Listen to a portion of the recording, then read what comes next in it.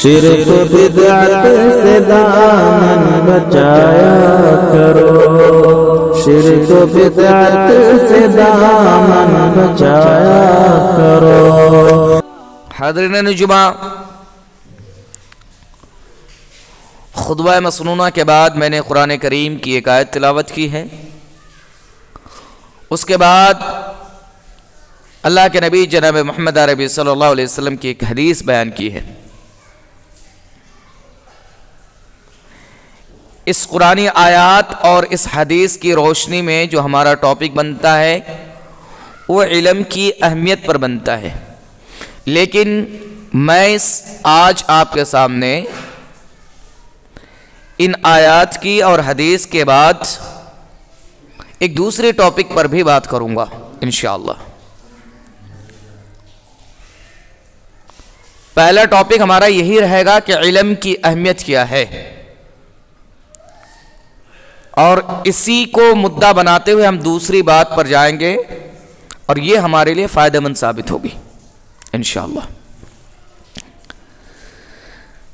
ہم اور آپ جس دین کو ماننے والے ہیں،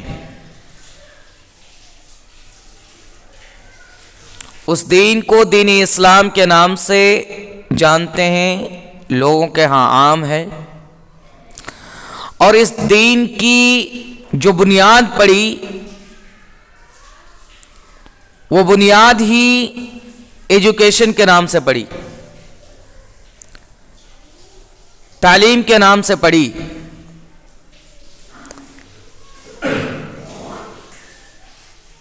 آپ یوں سمجھ لے کہ اللہ رب العالمین نے جتنے بھی انبیاء کرام کو اس دار فانی کے اندر مبعوث فرمایا ہے، ان سارے انبیاء کرام کو اس دار فانی کے اندر مبعوث کرنے کا جو مقصد تھا وہ توحید تھا، اور جس میں توحید کے بارے میں ذکر کیا گیا ہے، قرآن کریم کی آیات ہے، اس میں سب سے پہلا حکم توحید کو جاننے سے اس کے اقرار سے پہلے ہمیں جس بات کا حکم دیا گیا ہے وہ یہ ہے کہ ہم پہلے علم حاصل کریں۔ اللہ رب العالمین نے فرمایا فَاعْلَمْ أَنَّ اللَّهَ لَا إِلَهَ إِلَّا اللَّهُ، فَاعْلَمْ جان لو، یعنی پہلے سیکھ لو، اس کے بعد توحید کا اقرار کرو۔ اس کے علاوہ جو آیت کریمہ میں نے آپ کے سامنے تلاوت کی ہے خطبہ مسنونہ کے بعد، اس کے بارے میں ہم میں سے ہر شخص جانتا ہوگا کہ یہ آیت کب نازل ہوئی اور کس موقع پر نازل ہوئی۔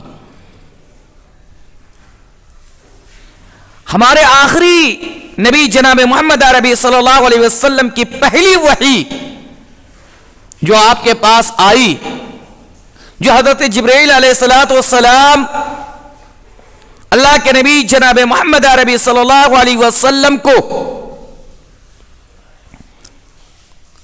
اللہ کی طرف سے پہلی خبر پہنچائی، وہ یہی سورہ جو میں نے تلاوت کی ہے اور جو آیت کریمہ میں نے تلاوت کی ہے، اور اس میں جو بات جو پیغام ہمیں اور آپ کو دیا جاتا ہے وہ یہ اقرأ بسم ربک الذی خلق، کہ پڑھو اپنے رب کے نام سے جس نے تم کو پیدا کیا ہے۔ تو یہ آیت کریمہ اس بات پر دال ہے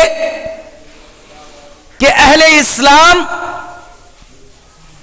کی جو بنیادی چیز ہے وہ تعلیم ہے، وہ ایجوکیشن ہے۔ ہماری ڈھانچہ ہی ایجوکیشن سے قائم کیا گیا ہے، تعلیم سے قائم کیا گیا ہے۔ ہمارے اندر اگر تعلیم نہیں ہے، ہمارے اندر اگر ایجوکیشن نہیں ہے، تو پھر کس قوم کے اندر ہونی چاہیے؟ جس قوم کے اندر، جس قوم کی بنیاد ہی ایجوکیشن پر رکھی گئی ہے، جس قوم کے لیے پہلی خبر تعلیم کے معاملے میں آتی ہے، وہ قوم ہی اگر ایجوکیشن سے دور ہو جائے، تعلیم سے ناآشنا ہو جائے، تو پھر دنیا کے کس قوم پر یہ امیدیں کی جا سکتی ہے کہ وہ ایجوکیٹڈ ہوں گے یا وہ تعلیم یافتہ ہو کر دنیا والے کو فائدہ پہنچا سکتے ہیں؟ لیکن افسوس کہ آج ہماری اور آپ کی حالت یہ ہے کہ ہم جو جس دین کو جانتے اور مانتے ہیں اس کی بیسک نالج تک ہمیں پتہ نہیں ہے، اس کی بیسک نالج تک ہم لینے کے لیے تیار نہیں ہیں، جبکہ جو آیت کریمہ سے علم ثابت ہوتا ہے اس میں یہ بھی ثابت ہوتا ہے اقرأ باسم ربک الذی خلق، کہ پہلی تعلیم کس کے نام پر ہونی چاہیے؟ جب ہم ایجوکیشن شروع کریں تو کس کے نام پر شروع کریں؟ وہ اپنے رب کے نام سے شروع کریں۔ یعنی پتہ یہ چلا کہ ہماری تعلیم کی بنیاد یہ ہونی چاہیے کہ پہلے ہم دین اسلام کو سمجھیں، دین اسلام کے احکامات کو جانیں، اللہ رب العالمین کی پہچان کرے، اپنے رب کو پہچانے، اپنے نبی کو پہچانے، اپنے دین کے تمام تر معاملات، وہ تمام تر معاملات کے بارے میں ہم علم حاصل کریں جن کے ذریعے سے ہماری دنیا اور آخرت میں ہم کامیابی حاصل کر سکتے ہیں۔ لیکن آج افسوس کی بات یہ ہے کہ ہم اور آپ کہنے کو مسلمان ہیں، کہنے کو اہل ایمان ہیں، کہنے کو نبی کے متبع ہیں، کہنے کو اللہ رب العالمین کا ایک مومن بندہ ہے، لیکن جو اللہ رب العالمین نے پہلی حکم دیا ہے اس سے ہم کو صدور ہیں۔ آج ہم دنیا کے نقش قدم پر چلتے ہوئے، میں نے اس سے پہلے بھی کہا تھا کہ ایک بندہ سوچتا ہے کہ میرا بیٹا میری بیٹی انجینئر بن جائیں، ڈاکٹرز بن جائیں، دنیا کی ساری ڈگری حاصل کر لیں، لیکن مدرسے یا دین کی تعلیم میں قطعاً نہ جڑے۔ اور ہم نے ایجوکیشن کو، تعلیم کو صرف اسی تعلیم کو سمجھائے کہ یہی، اگر ہم نے انگریزی جان لی، اگر ہم نے سائنس جان لیا، اگر ہم نے ٹیکنالوجی سیکھ لی، یہی تعلیم ہے، یہی ایجوکیشن ہے، تو میرے بھائی اور دوستو یہ خام خیالی ہے۔ وہ ایجوکیشن کوئی کام کا ایجوکیشن نہیں جسے آپ کو جینے کا طریقہ نہ سکھایا ہو، وہ ایجوکیشن کوئی کام کی ایجوکیشن نہیں جس نے آپ کو سونے، جاگنے، اٹھنے، کھانے پینے کا طریقہ نہ بتایا ہو۔ اور آپ چاہے کتنی ہی سائنس پڑھ لیں، چاہے آپ کتنی ہی انجینئر کی تعلیم حاصل کر لیں، آپ کو ان بیسک نالج نہیں مل سکتا۔ جو نالج ہمارے اسلام کی تعلیم میں ہے، جو نالج، جس نالج کے بارے میں اللہ رب العالمین نے کہا، اس نالج کے اندر جو بیسک تعلیم دی گئی ہے، انسان کو کیسے انسان کے ساتھ پیش آنا ہے، سونا ہے تو کیسے سونا ہے، اگر ہم اپنی قضائے حاجات بھی پوری کریں تو کس طریقے سے پوری کریں، یہ نالج ہمیں اسلام کی تعلیم سے ملتا ہے۔ ہمیں دنیا کے اندر اگر سکسیس کر سکتی ہے تو اسلام کی تعلیم کر سکتی ہے۔ اصل بات یہ ہے کہ ہم نے اور آپ نے تعلیم کو دو حصوں میں بانٹ دیا ہے۔ حالانکہ شریعت میں دو حصہ نہیں ہے۔ ابھی ہم نے کہا نا کہ انجینئر، ڈاکٹرز، یہ ساری چیزیں، اس کو الگ تعلیم قرار دیا ہم نے، ان کو دنیاوی تعلیم قرار دیا ہے، اور پھر ایک اخروی تعلیم قرار دیا جو قرآن اور حدیث کی تعلیم ہے۔ جبکہ بات اگر دیکھا جائے تعلیم کے اندر کوئی فرق نہیں ہے، یہ نہیں کہ یہ اسلام یہ کہتا ہے کہ اس تعلیم کو حاصل کرو اور اس تعلیم کو حاصل نہ کرو۔ اگر ہم حقیقی معنی میں قرآن کریم کی تعلیم لیں، جس انداز سے قرآن کریم کی تعلیم لینا چاہیے، جس انداز سے حدیث کی تعلیم لینا چاہیے، اگر ہم اس انداز سے حدیث کی تعلیم لیں تو آپ یقین جانیے کہ جو سائنس، جو ٹیکنالوجی آپ اپنے بچوں کو اسکول کے ذریعے سے دیتے ہیں، وہ ٹیکنالوجی، وہ سائنس کی تعلیم آپ کے قرآن کریم میں موجود ہے۔ لیکن ہمارا اور آپ کا رویہ کیا ہے؟ ہم دن کے 24 گھنٹے میں 8 گھنٹے اپنے بچے کو، وہ دودھ پیتا بچہ جیسی دودھ کا عمر ختم ہوتا ہے اسکول میں ڈال دیتے ہیں اور ان کو صرف ایک تعلیم دیتے ہیں، وہ سائنس کی تعلیم ہے، اور اس میں 8 گھنٹے لگاتے ہیں۔ نام کے گھر میں جب آگ لگ جاتی ہے تو اس آگ کو بجھانے کے لیے ہم ایک بالٹی پانی کے طور پر مکتب میں 10 منٹ کے لیے بچے کو بھیج دیتے ہیں، وہ بھی کس اعتبار سے بھیجتے ہیں کہ صرف قرآن کو پڑھنا سیکھ لیں۔ تو اس میں آپ کو کیسے پتا چلے گا کہ قرآن کی تعلیم میں سائنس ہے یا نہیں ہے؟ قرآن کی تعلیم میں ہمیں میتھمیٹکس سکھاتا ہے یا نہیں سکھاتا ہے؟ قرآن کی تعلیم میں ہمیں دنیاوی نالج دیتا ہے یا نہیں دیتا ہے؟ یہ کیسے ہمیں پتا چلے گا؟ ہم نے صرف 1 گھنٹہ مکتب کے لیے دیا ہے، اور وہ بھی ہمارا مقصد یہ ہے کہ صرف قرآن کو ریڈنگ پڑھنا سیکھ لیں۔ میرے بھائیوں، انصاف سے کہیے گا، انصاف سے جواب دیجئے گا۔ آپ اپنے بچے کو 8 سال تک اسکول میں رکھیے اور اسکول کے ٹیچرز صرف آپ کو انگلش ریڈنگ کرا دے، سائنس کی بک کی ریڈنگ کرا دے، تو کیا آپ سائنسداں بن سکتے ہیں؟ کیا آپ انگلش داں بن سکتے ہیں؟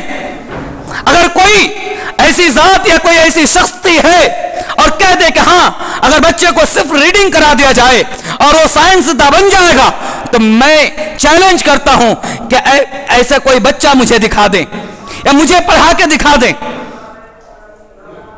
تو جب آپ کے 8 سال بچے سائنس کی ریڈنگ کر کے سائنسداں نہیں بن سکتا، تو قرآن کی ریڈنگ کر کے آپ کیسے کہہ سکتے ہیں کہ قرآن کے ماہر بن گئے؟ قرآن کی تلاوت کر کے قرآن کے ماہر بن گئے؟ بیجا کہ ہم نے قرآن کو بدنام کر رکھا ہے کہ قرآن صرف اخروی معاملہ ہے، قرآن میں صرف اللہ کے بارے میں بتلایا گیا ہے، دین میں ہمیں چلنے کا مطلب نہیں بتایا گیا ہے، قرآن میں سائنس نہیں ہے۔ ہم نے پڑھائی نہیں۔ جس انداز سے آپ نے قرآن کو ٹائم دیا ہے، اس انداز سے اگر سائنس کو بھی ٹائم دیں گے تو آپ سائنسداں نہیں بن سکتے۔ تو اس کو بھی آپ کہیے کہ یہ سائنس صرف ویسے پڑھنے کے لیے ہے، بلکہ زندگی کے لیے فائدہ مند نہیں ہے۔ افسوس کی بات ہے، آج ہم اپنے آپ کو مسلمان کہتے ہیں اور قرآن کی تعلیم دینے سے کتراتے ہیں، قرآن کی تعلیم سے ہم دور رکھتے ہیں اپنے بچوں کو۔ اگر 1 گھنٹہ کسی طریقے سے ہم نے بچوں کے لیے ٹائم نکال بھی لیا تو ہم تاکید پہ تاکید کرتے ہیں صرف قرآن ختم کر دیں مولوی صاحب، قرآن ختم کر دیں۔ یہ قرآن ختم کرنا کیا ہوتا ہے؟ اللہ کے بندے، قرآن کی تعلیم اس انداز سے دے بچوں کو کہ آپ کی زندگی میں بھی وہ آپ کے لیے کامیاب بن سکے اور آخرت میں بھی کامیابی حاصل کر سکے۔ آپ قرآن کی تعلیم کے بارے میں آپ کو بتاؤں، دنیا کی جتنی بھی سائنسداں ہیں، میرے خیال سے آپ لوگ پڑھے ہوں گے، سب سے پہلا سائنسداں جو وہ سب سے پہلا کام ریسرچ کا جو کیا وہ قرآن پہ کیا، اور وہ سائنسداں قرآن کے ذریعے سے بنا ہے۔ اب اکثر سائنس کے رولز کو آپ نکالیں گے تو وہ قرآن سے ملتا جلتا ہوگا۔ قرآن جو بات کہتی ہے وہ سائنسداں نے ثابت کیا ہے۔ آپ اپنی لائف میں چھوٹی سی مثال میں آپ کو دیتا ہوں، سائنسداں نے سب سے پہلی چیز جو نکالی تھی، جو میرے علم کے مطابق ہے، وہ یہ کہ پیڑ پودے بولتے ہیں، پیڑ پودے بولتے ہیں، ان کی بھی حیات ہوتی ہے۔ یہ بات سب سے پہلے سائنسداں نے نکالی تھی، اور یہ بات کتنے سال ہوئے نکالے ہوئے؟ ہم سب کو پتا ہے سائنسداں کب سے ہے، لیکن قرآن کریم آج سے 1450 سال پہلے اس بات کو ثابت کر چکا تھا کہ ساری جاندار یعنی پیڑ پودے یہ جاندار ہوتے ہیں اور یہ اللہ کی تسبیحاں بیان کرتی ہے، تو گویا کہ وہ بولتی ہے، یہ قرآن پہلے سے بیان کر چکی ہے۔ آج ہم ٹیکنالوجی میں ماہر ہیں، طیارے اڑاتے ہیں، یہ قرآن کریم پہلے ہی ثابت کر چکا ہے، قرآن کریم پہلے ہی ثابت کر چکا ہے۔ لیکن ہم نے قرآن کو ایسے پڑھا ہی نہیں. ہم نے بھیجا کہ قرآن کو بدنام کر رکھا ہے کہ یہ صرف اللہ کو یاد کرنے کا ایک ذریعہ ہے, بس اس کی ایسی بس تلاوت کر لیں گے کافی ہے. اللہ کی قسم انصاف سے کام لیجئے. اگر آپ واقعی اپنے بچے کو, اپنے آپ کو کامیاب کرنا چاہتے ہیں تو دینی تعلیم اس انداز سے دیجئے کہ وہ دین کو سمجھ سکے, قرآن کی ہر لفظ کو سمجھ سکے, اور احادیث کے ہر لفظ کو سمجھ کر خود بھی اس پر عمل پیرا ہو سکے, دنیا والوں کو بھی عمل کرا سکے. میتھمیٹکس کی بات کرتے ہیں آپ, یہ اسکول میں ہمیں میتھمیٹکس سکھاتا ہے. ہمارا دین جس بیس پر قائم ہے نا, دین کی نالج اگر آپ کمپلیٹ حاصل کرنا چاہتے ہیں تو آدھی نالج میتھمیٹکس پر ڈیپینڈ کرتا ہے. آدھی نالج میتھمیٹکس پر ڈیپینڈ کرتا ہے. جو دین کا آدھا حصہ قرار دیا ہے وہ وراثت کا معاملہ ہے, اور وراثت کا معاملہ آپ دیکھ لیں کہ بنا میتھمیٹکس کا آپ کلیئر کر سکتے ہیں؟ نہیں کر سکتے. اور وراثت کا علم آدھا علم قرار دیا گیا ہے, تو ہماری آدھی علم تو میتھمیٹکس پر ڈیپینڈ کرتا ہے. اور وہ تعلیم کون دیتا ہے؟ قرآن دیتا ہے. وہ تعلیم قرآن دیتا ہے.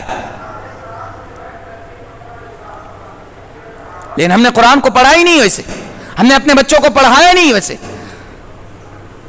تو میرا اس ٹاپک کا مطلب یہ ہے کہ اپنے بچوں کو دین سے جوڑیں, اپنے بچے کو تعلیم دیں. آپ کو اسکول میں انگریزی سکھانے منع نہیں کر رہا ہوں, لیکن جو بیسک نالج ہیں اس کو دینے کی کوشش کریں. بیسک نالج میں صرف قرآن کی تلاوت نہیں آتی ہے, الف سے یا تک یاد کر لینا نہیں آتا ہے. بیسک نالج میں وہ ہر نالج آتی ہے جس سے آپ اٹھنا بیٹھنا سیکھ سکے, جس سے آپ لوگوں کے سامنے بات کرنا سیکھ سکے, جس سے آپ اللہ رب العالمین کے احکامات کو پہچان سکے, اللہ رب العالمین کو پہچان سکے, اللہ رب العالمین نے ہمیں اس دنیا کے اندر کیوں بھیجا ہے, ہماری تخلیق کیوں کیا ہے, اس چیز کو جان سکے اور اس کے مطابق عمل کر سکے. یہ بیسک نالج میں آتا ہے. اور یہ بیسک نالج اسی وقت ہمیں مل سکتا ہے جب ہم قرآن کو ترجمے کے ساتھ, حدیث کو ترجمے کے ساتھ پڑھنے کے قابل بنیں گے. اور اس کے لیے ظاہر سی بات ہے قرآن ہماری مادری زبان میں نہیں ہے. جس طریقے سے انگلش کو سمجھنے کے لیے اس کی گرامرز کو سمجھنا پڑتا ہے, رولز کو سمجھنا پڑتا ہے.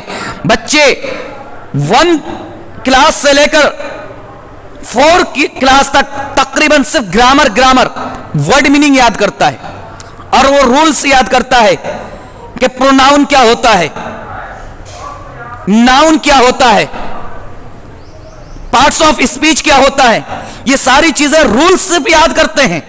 اس کے بعد جا کے ٹرانسلیٹ کرنا آتا ہے, اس کے بعد جا کے انگلش کی ریڈنگ کرنے کے بعد اس کو سمجھ میں آتا ہے. تو ہمیں اتنا ٹائم دینا ہوگا بچوں کو کہ ہمارے بچے بھی عربک زبان کے رولز کو سمجھ سکے, گرامر کو سمجھ سکے, اور اس گرامر کو جب سمجھ لیں گے, ان کو وہ ورڈ میننگ آئے گا, تب جا کے ہم قرآن کریم کو اس انداز سے بچے کو پڑھا سکتے ہیں جو انداز سے ہمیں پڑھنا اور سیکھنا چاہیے, جس سے ہمیں سائنس بھی آئے گا, ٹیکنالوجی بھی آئے گی, میتھمیٹکس بھی آئے گا. یہ ساری چیزیں اس وقت آئے گی جب ہم قرآن کو اس کے مطابق پڑھیں گے. اس کے لیے ہمیں اور آپ کو ٹائم دینا پڑتا ہے. اپنے بچوں کی کم سے کم 10 سال کی عمر تک آپ بچے کو مدرسے میں ڈالیں. مدرسے کی کورس میں ایسا نہیں ہے کہ آپ کو دنیا سے بالکل محروم کر دیا ہے. آپ دنیا میں دیکھ سکتے ہیں کہ آج کے ڈیٹ میں تقریباً 90% ایسے عالم ہیں جو سائنس سے بھی گریجویشن کیے ہوئے ہیں, میتھمیٹکس سے بھی, ہر چیز سے آپ کو مل جائیں گے. وہ عالم پورے مدرسے کا کورس کمپلیٹ کرنے کے باوجود بھی وہ یونیورسٹیز میں جا کے تعلیم حاصل کر رہے ہیں اور کر چکے ہیں. آپ کو ایک سمپل سا فنڈا بتاتا ہوں میں. اپنے بچوں کو جب آپ 1 کلاس میں ڈالتے ہیں تو 12 تک پڑھنے کے لیے کتنے سال لگتے ہیں؟ 12 سال. اس کے بعد وہ گریجویشن کرتا ہے. جب ہم اپنے بچے کو مدرسے میں ڈالتے ہیں, اگر ہم نے مدرسے کے اکارڈنگ ادنا کلاس میں ڈالا تو فضیلت تک کرنے میں ان کو 9 سال لگتے ہیں. کتنے لگتے ہیں؟ 9 سال. اور 9 سال فضیلت کرنے کے بعد ایک عالم میں دین بن جاتا ہے, اور اس کی وہ فضیلت کی ڈگری کس کے ایکوال ہوتا ہے؟ وہ 12 کے ایکوال ہوتا ہے, 12 کے برابر ہوتا ہے. اس فضیلت کی ڈگری سے آپ دنیا کے کسی بھی یونیورسٹیز میں ایڈمیشن لے سکتے ہیں, کسی بھی پارٹس میں, کسی بھی لائن میں. تو ذرا بتائیں کہ آپ مدرسے کی تعلیم سے بھی گریجویشن کر سکتے ہیں اور اسکول کی 12ویں تک کی تعلیم سے بھی گریجویشن کر سکتے ہیں. تو مدرسے کی تعلیم میں اور اسکول کی تعلیم میں کیا ڈفرنس ہے, کیا فرق ہے؟ کیا مدرسے کے بچے انگلش میڈیم میں نہیں جا سکتے؟ میرے استاذ محترم سینئر استاذ ہیں, سائنس سے گریجویشن کر رکھا ہے JNU میں, اور صرف وہ فضیلت تک نہیں کیے ہیں, مدینی ہیں, مدینہ سے بھی فارغ ہو کر آئے ہیں, اور گریجویشن ہے سائنس لائن سے, اور حدیث کے استاذ ہیں, اصول حدیث کے استاذ ہیں. ہم سوچیں تو کبھی کہ اپنے بچوں کو پہلے اپنی بیسک نالج دیں. اگر ہم مدرسے میں بچے کو ڈالتے ہیں تو ہمارے 2 فائدے ہیں. ایک تو جو تعلیم کی بنیادی چیز ہیں, جہاں سے تعلیم کی سٹارٹنگ ہوئی, اس کی بیسک کو جان لے گا. کیونکہ تعلیم کی جو حکم ہمارے اسلام نے دیا ہے کسی اور دھرم میں نہیں دیا ہے. تعلیم کی اہمیت جو ہمارے اسلام میں بیان کیا گیا کسی اور دھرم میں, کسی اور مذہب میں نہیں ہے, کسی اور ادیان میں نہیں ہے. ہماری تعلیم کی جو شروعات ہوئی وہ اسی اسلام سے ہوئی ہے. تو یہ نالج ان کو مل سکے, اور ساتھ میں آپ جو پرپس رکھیں اس پرپس میں بھی آپ کامیابی حاصل کر سکتے ہیں. لیکن اگر اسکول میں آپ تعلیم دیں گے تو 12 تک کی تعلیم صرف اسی گریجویشن کے لیول کے لیے وہ پاس کر پائیں گے کہ ہاں کسی گریجویشن میں ایڈمیشن ہو جائے گا. نہ ہی وہ 12 کی تعلیم سے ماسٹر بن سکتے ہیں, ٹیچر تو بن لیں گے جتنا پڑھیں اتنا, نہ ہی سائنسداں بن سکتے ہیں, نہ ڈاکٹر بن سکتے ہیں.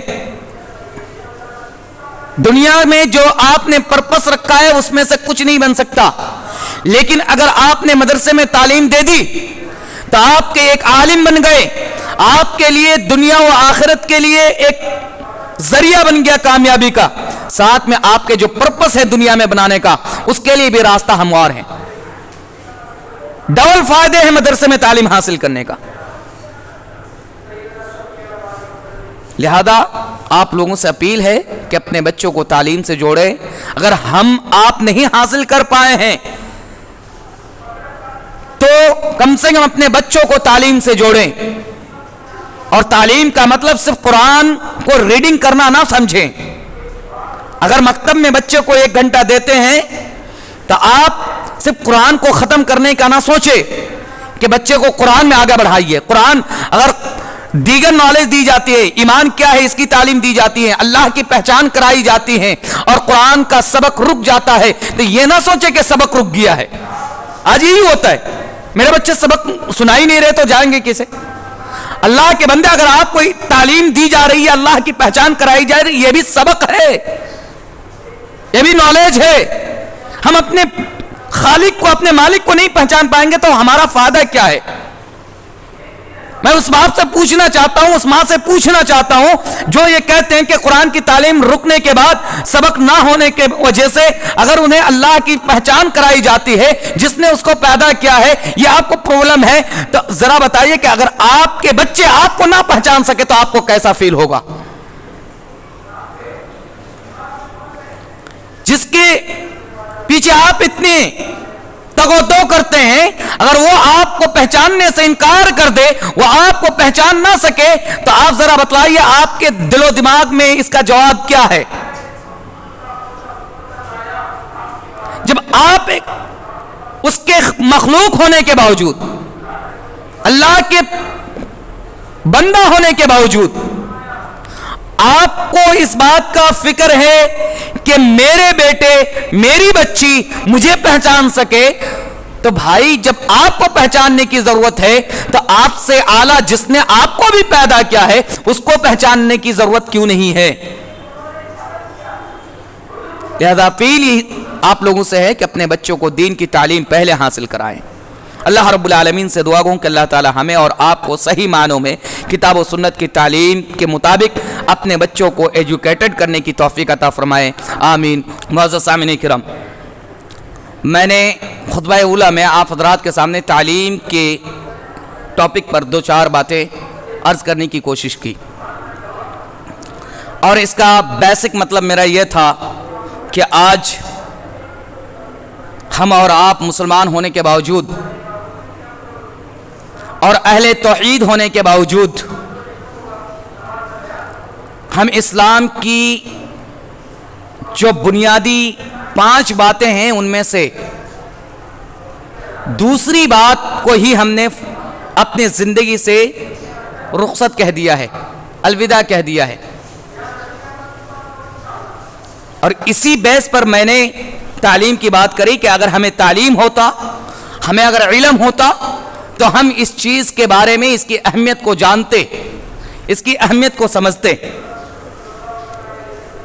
قرآن کریم کی سورہ طٰہٰ آیت نمبر 132 کی ایک آیت ہے جس کو میں آپ کے سامنے تلاوت کرتا ہوں۔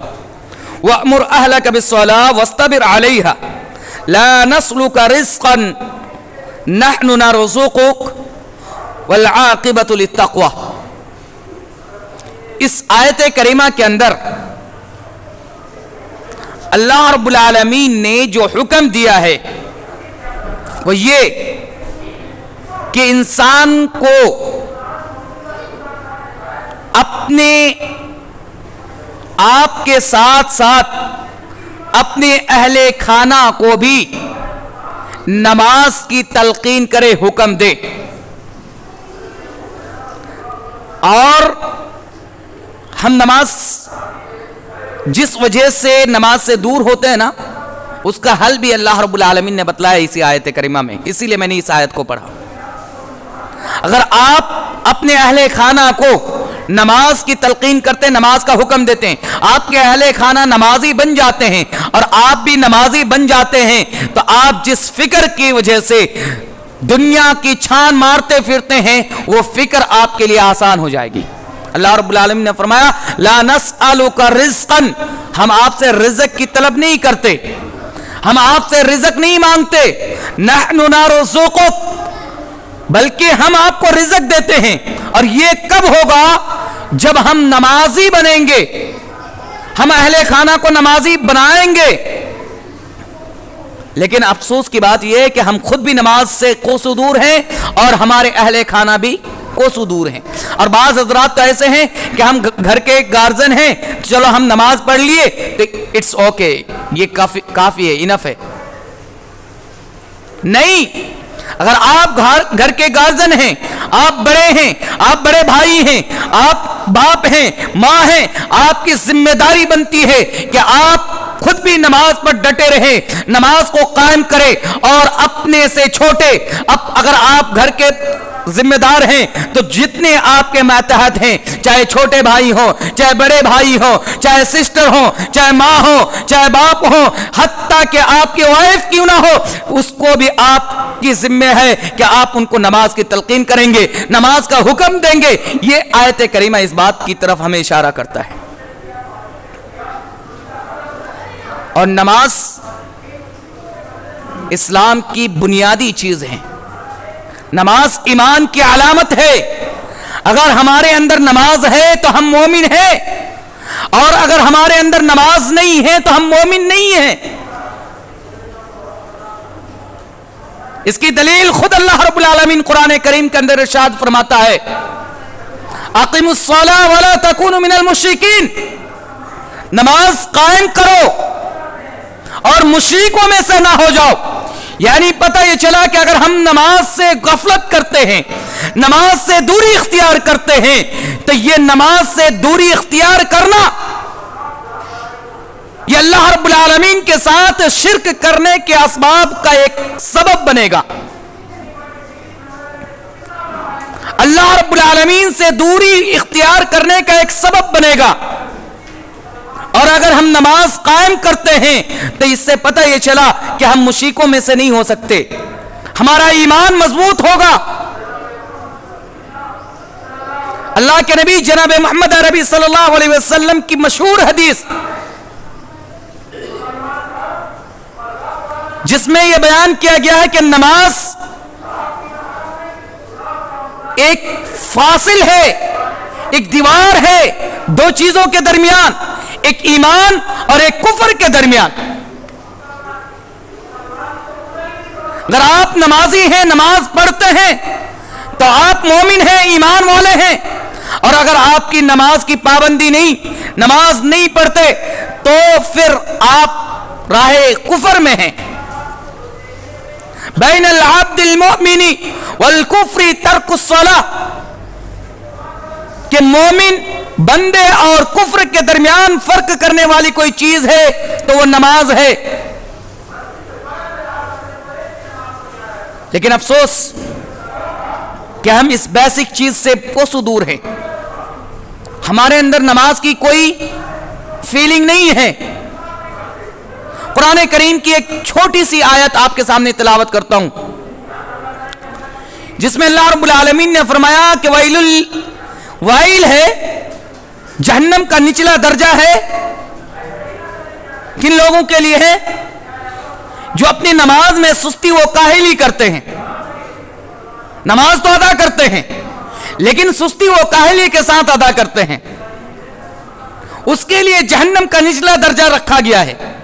تو ذرا اپنے عقل سے سوچے کہ جو لوگ بالکل ہی نماز نہیں پڑھتے، صرف ہفتے میں ایک دن، جمعے کے دن آ گئے بس اٹس اوکے، یا سال میں ایک مرتبہ عید کی نماز پڑھ لی اٹس اوکے، تو آپ ذرا اس کے بارے میں سوچیں کہ اس کو کیا عذاب ہونا چاہیے یا کیا ہوگا کہ سستی و کاہلی کی وجہ سے نماز چھوڑنے والے، نماز میں سستی اختیار کرنے والوں کے لیے اتنی بڑی سزا کہ وہ جہنم کے نچلے طبقے میں جائیں گے۔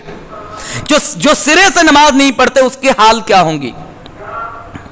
نماز صرف ایک عبادت نہیں ہے، چونکہ وقت کی قلت ہے اس لیے میں شارٹ میں بتا رہا ہوں، نماز صرف ایک عبادت نہیں ہے، نماز آپ کی جان کی حفاظت کی بھی سبب ہے، ذریعہ ہے۔ اللہ کے نبی جناب محمد عربی صلی اللہ علیہ وسلم کی حدیث آپ نے سنا ہوگا، آپ صلی اللہ علیہ وسلم کا یہ عمل تھا کہ آپ فجر کے ٹائم راتوں میں یا کسی بستی میں جب حملہ کرنے کا سوچتے تھے، جب صحابہ کرام کو حملہ کرنے کا حکم دیا کرتے تھے، تو سب سے پہلے اس بات کا انتظار کیا جاتا تھا کہ اس بستی سے اذان کی آواز آتی ہے یا نہیں آتی ہے۔ اگر اس بستی سے اذان کی آواز آتی ہے تو حملہ روک دیا جاتا تھا۔ کیونکہ اس بستی میں مسلمانوں کی آبادی ہے یا ایمان والے ہیں، اس لیے اس بستی میں حملہ نہیں کیا جائے گا، یا نماز ہوتی ہے اور جس بستی سے اذان کی آواز نہیں آتی تھی اس بستی میں حملہ کیا جاتا تھا۔ تو اس بات کی دال ہے کہ نماز انسان کی زندگی کو بچانے کا ایک ذریعہ ہے، صرف عبادت نہیں ہے، اس کی جان کی حفاظت ہے۔ اس کے علاوہ نبی کریم صلی اللہ علیہ وسلم کے ایک دوسری حدیث، ایک صحابی رسول اللہ کے رسول صلی اللہ علیہ وسلم کے پاس آتے ہیں، اس کے بعد وہ اللہ کے رسول صلی اللہ علیہ وسلم سے کچھ باتیں کرتے ہیں۔ اللہ کے رسول صلی اللہ علیہ وسلم سے بات اس معاملے میں کرتے ہیں کہ اس کو لگتا ہے کہ اللہ کے رسول عادل نہیں ہے، وہ انصاف پسند نہیں ہے۔ وہ کہتے ہیں کہ اللہ کے رسول انصاف کرو، اعدلوا، انصاف کیا کرو، یعنی وہ اس کا گمان یہ ہے کہ اللہ کے رسول بے انصاف ہے. اللہ کے رسول نے فرمایا کہ اگر میں انصاف نہ کروں تو دنیا کے کون ایسی ذات ہے جو انصاف کرے گا؟ صحابہ کرام قریب میں تھے، ان کی حالت یہ ہو گئی کہ صحابہ کرام کہنے لگے کہ اس کو مار دیا جائے، ان کو قتل کر دیا جائے. اللہ کے رسول صلی اللہ علیہ وسلم نے فرمایا نہیں، یہ نماز پڑھتا ہے. تو اس کی جان کی بخشش کس بنیاد پر ہوئی؟ نماز کی وجہ سے. اور سلف اہل علم کی اگر بات فتویٰ اگر آپ پڑھیں گے تو جو نماز نہیں پڑھتا، اگر اسلامی قانون ہے، اسلامی حکومت ہے، تو اس کی سزا آپ جانتے ہیں کیا ہے؟ قتل ہے. اسلامی قانون میں اگر آپ بے نمازی ہیں، نماز ترک کرتے ہیں، نماز چھوڑتے ہیں، تو آپ کی سزا قتل ہے. علماء اس بات کو بیان کرتے ہیں. آپ کتاب پڑھیں. لیکن ہم اور آپ نماز سے کوسوں دور ہیں. کیوں؟ کیا وجہ ہے؟ وہ نماز جس کے بارے میں نبی کریم صلی اللہ علیہ وسلم اپنی آنکھوں کی ٹھنڈک بتا رہے ہیں. قرۃ عینی فی الصلاۃ، نماز میں میری آنکھوں کی ٹھنڈک ہے.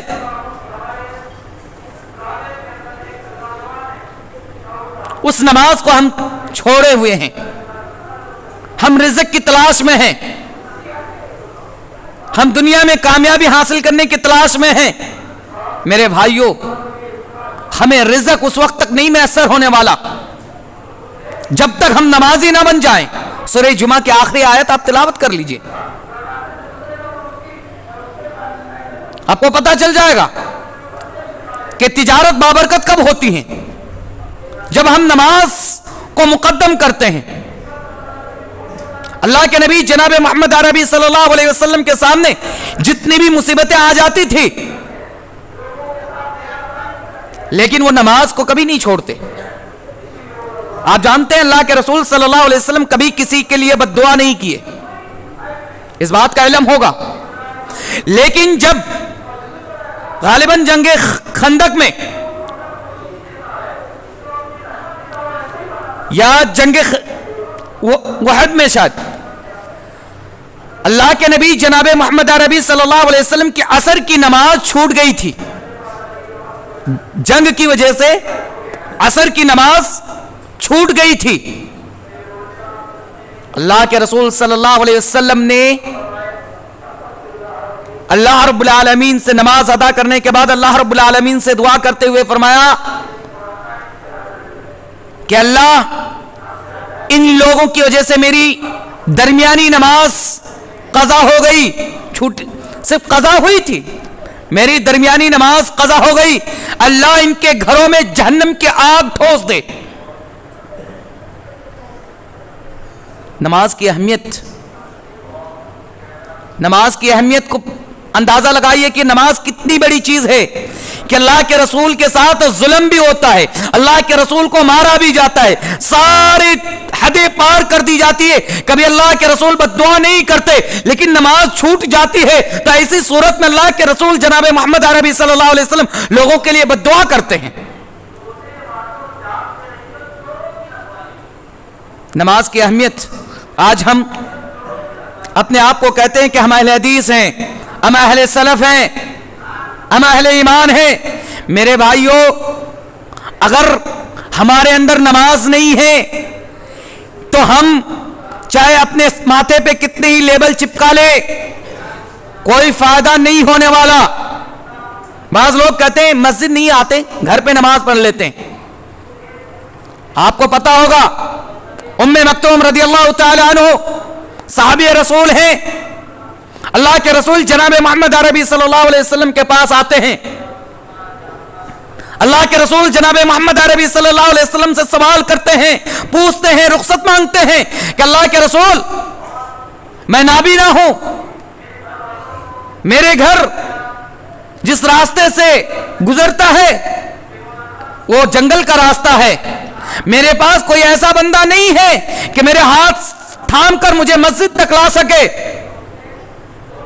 جنگل میں کیڑے مکوڑے، زہریلے سانپ بچھو ہوتے ہیں، میں اپنے آپ کی بچاؤ نہیں کر سکتا، مجھے اجازت دے میں گھر پہ نماز ادا کر لوں۔ اللہ کے رسول جناب محمد عربی صلی اللہ علیہ وسلم اجازت دے دیتے ہیں، جاؤ تم گھر پہ نماز پڑھ لینا۔ 2 قدم چلتے ہیں ام مکتوم رضی اللہ تعالیٰ عنہ، اللہ کے رسول صلی اللہ علیہ وسلم کی آواز آتی ہے پیچھے سے، ام مکتوم ادھر آؤ۔ اب ذرا سوچئے گا اپنے دل پہ ہاتھ رکھ کر، جو یہ کہتے ہیں کہ ہم نماز نہیں چھوڑتے، نماز پڑھ لیتے ہیں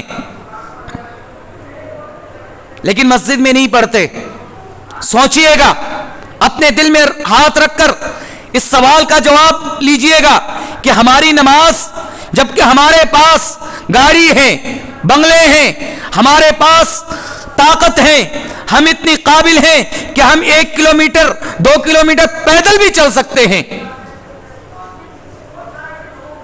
ہمارے پاس آنکھیں ہیں، ساری چیزیں موجود ہیں، اس کے باوجود ہم مسجد سے دور نماز پڑھتے ہیں، تو ہماری نماز کی کیا ہوگی؟ اس کا فیصلہ آپ خود کریں گے، میں نہیں کرنے والا۔ اللہ کے رسول جناب محمد عربی صلی اللہ علیہ وسلم ام مکتوم رضی اللہ تعالیٰ عنہ سے سوال کرتے ہیں، اے ام مکتوم کیا آپ اذان کی آواز سنتے ہیں؟ وہ کہتے جی نعم۔ اللہ کے رسول کہتے تو پھر اذان کے جواب دیجئے، اذان کا جواب دیجئے۔ اذان کا جواب کا مطلب یہ ہے کہ آپ مسجد میں حاضر ہوئیے۔ ذرا سوچئے، وہ نابینا شخص ہے، ان کا سہارا کوئی نہیں ہے، راستے جنگلات سے گھرے ہوئے ہیں، اس جنگلات سے ان کو مسجد میں آنے کی اجازت دے رہے ہیں، ان سے کہا جا رہا ہے کہ آپ کی نماز گھر میں نہیں ہوگی۔ ہماری اور آپ کی نماز کیسے ہو جائے گی گھر میں؟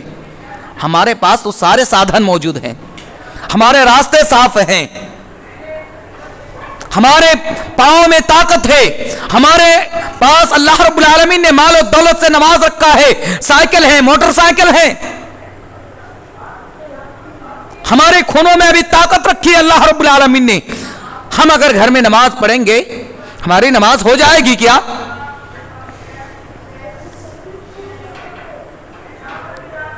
تو میرے بھائی اور دوستو، نماز کی پابندی کریں، وقت پہ نماز پڑھیں۔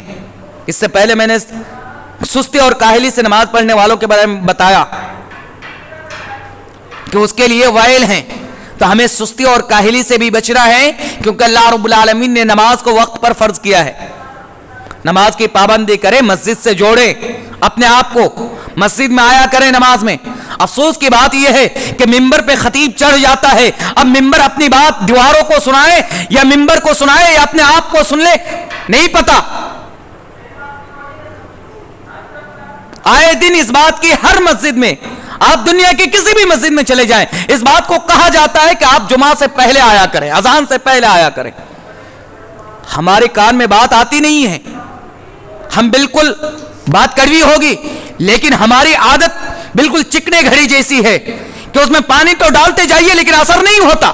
ہم مردے مومن ہیں، ہم زندہ نہیں ہیں، ہم مر چکے ہیں، ہماری دل مر چکی ہے، ہمارے احساسات مر چکے ہیں، ہمیں بات کی اثر نہیں ہوتی۔